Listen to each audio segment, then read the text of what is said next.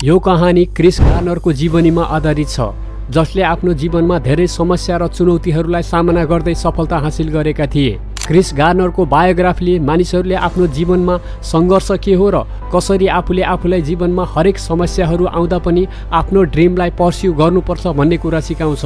1981 मा Chris Garner भन्ने व्यक्ति आफ्नो पत्नी लिन्डा र छोरा क्रिस्टोफरसँग सान फ्रान्सिस्को भन्ने सहरमा बस्ने गर्दथ्यो। ऊ आफ्नो घर खर्च चलाउनका लागि भनेर आफूसँग भएको सबै पैसा खर्च गरेर बोन डेन्सिटी स्क्यानर नामको मसिन किनेर त्यो एरियाको प्रत्येक हस्पिटलमा बिक्री गर्न जान्छ।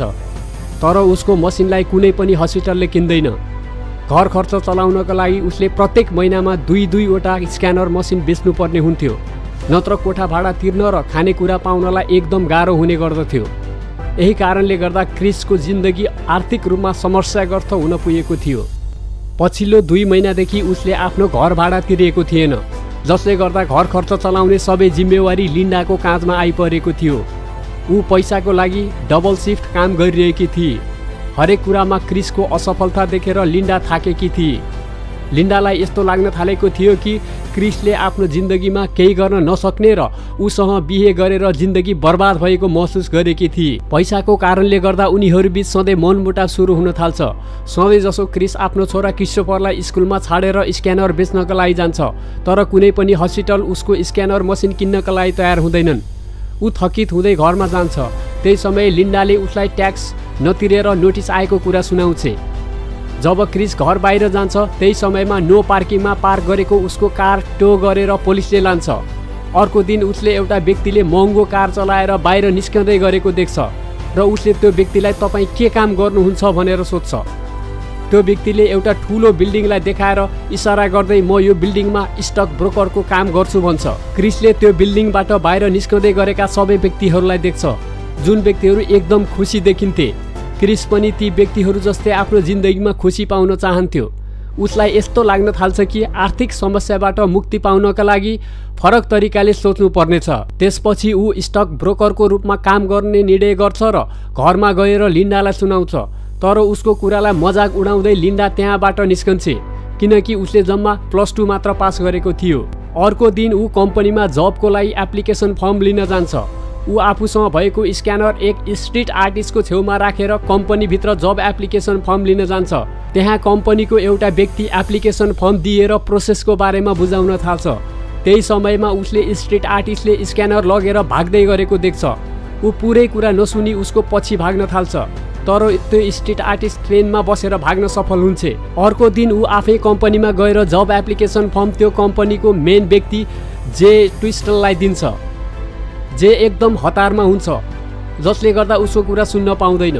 त्यहाँबाट बाहिर निस्किसकेपछि उसले स्क्यानर चोर्ने व्यक्तिलाई देख्छ।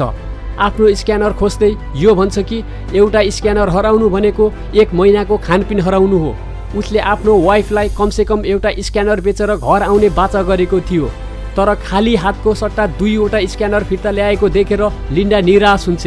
अर्को दिन क्रिसको जेसँग भेट हुन्छ, जो ट्याक्सीमा जाँदै थियो। क्रिस जेलाई आफू पनि त्यतै जान लागेको बताउँछ। उनीहरू ट्याक्सीमा सँगै जान्छन्।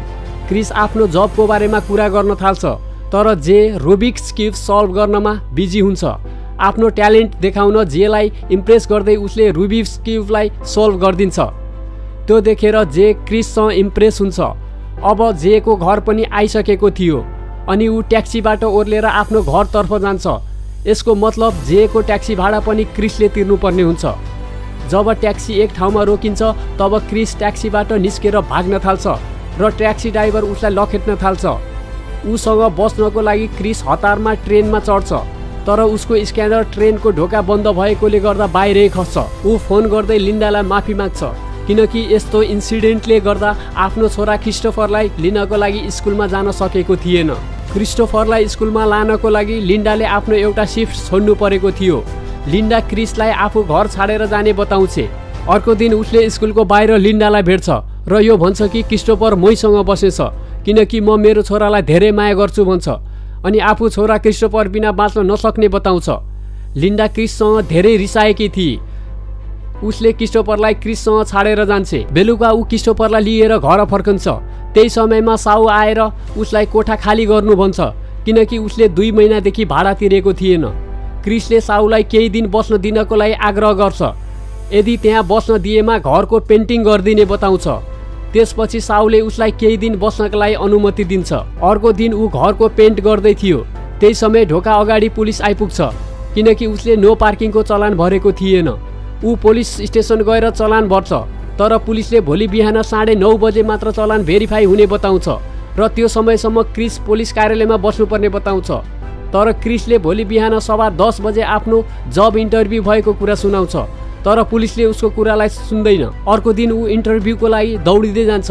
उसँग राम्रो कपडा लगाउने समय पनि थिएन। त्यही पेन्टिङ गर्दै गरेको कपडामा इन्टरभ्यू दिन जान्छ।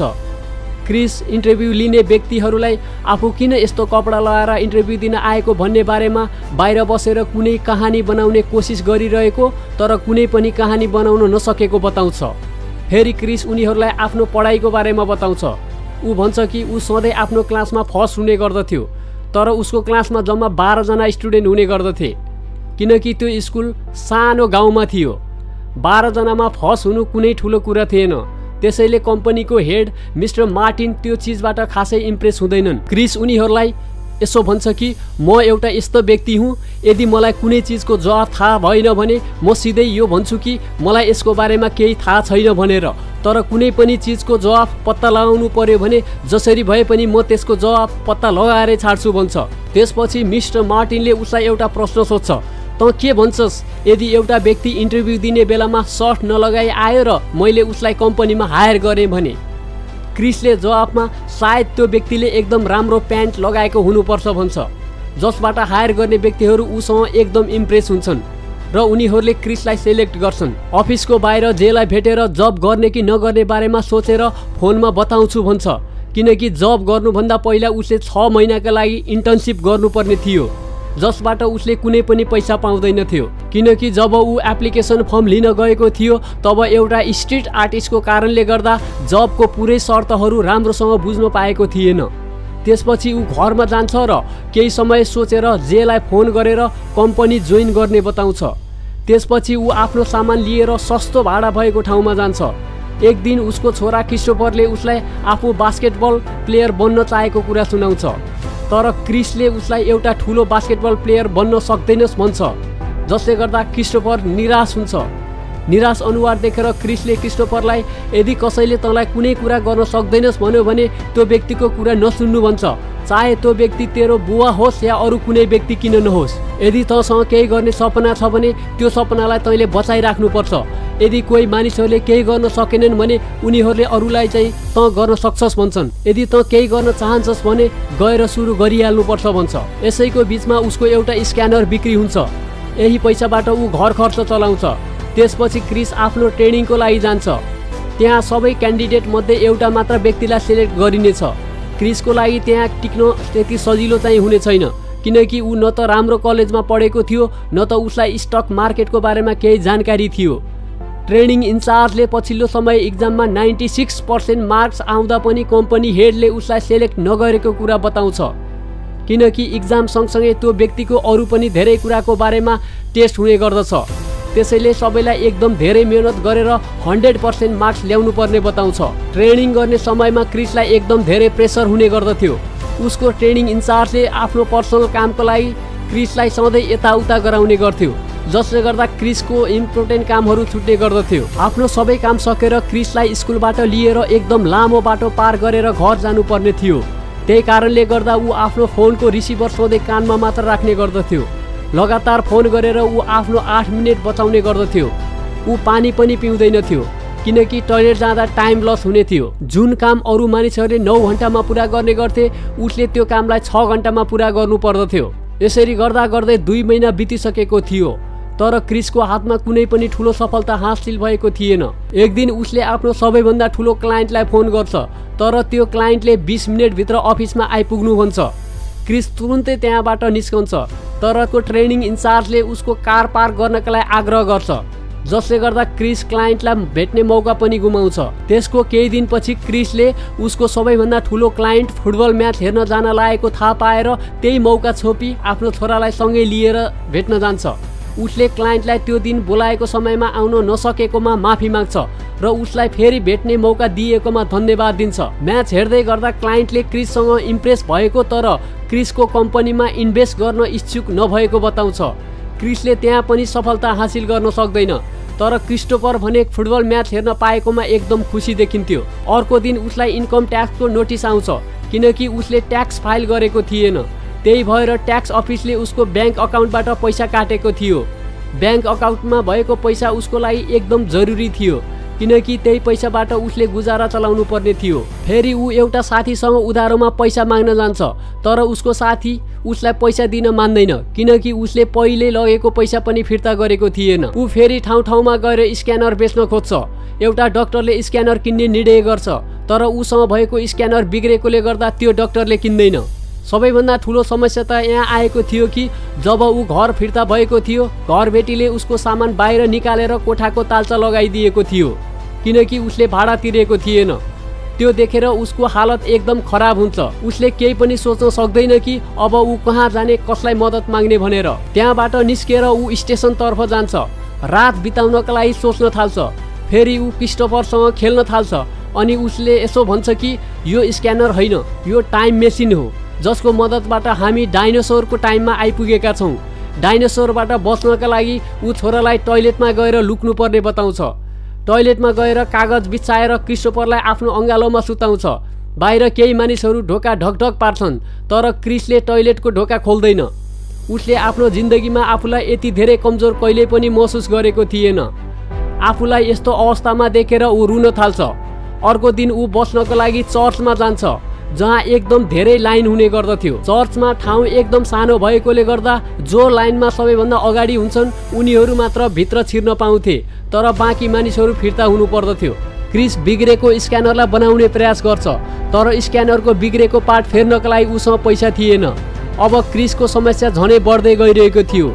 समयभन्दा पहिले सबै काम सकेर आफ्नो छोरासँग बस्ने ठाउँ पाउनका लागि छिटो छिटो चर्चको लाइनमा जानु पर्दथ्यो।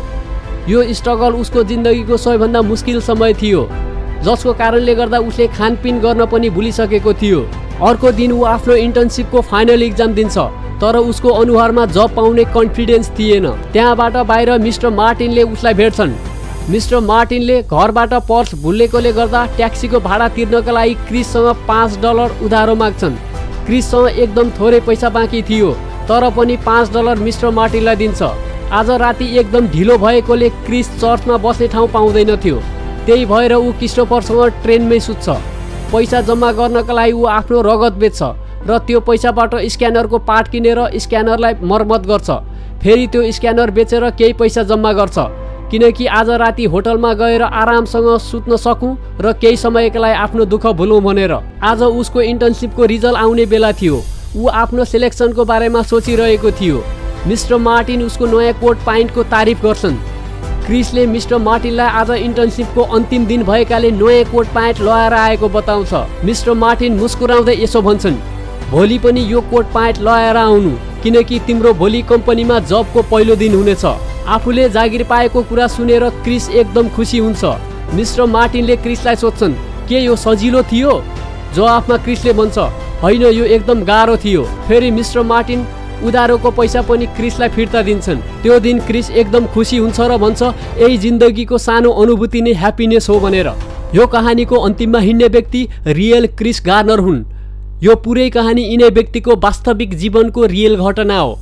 कहानीको अन्तिममा यो देखाइएको छ कि क्रिस गार्नरले आफ्नो करियरमा एक स्टक ब्रोकरको रूपमा काम सुरु गरेर आफ्नो ब्रोकरेज फर्म स्थापना गरेपछि त्यसलाई $multi-million हिस्सेदारी बेचेर एकदम धनाढ्य व्यक्ति बनेका थिए।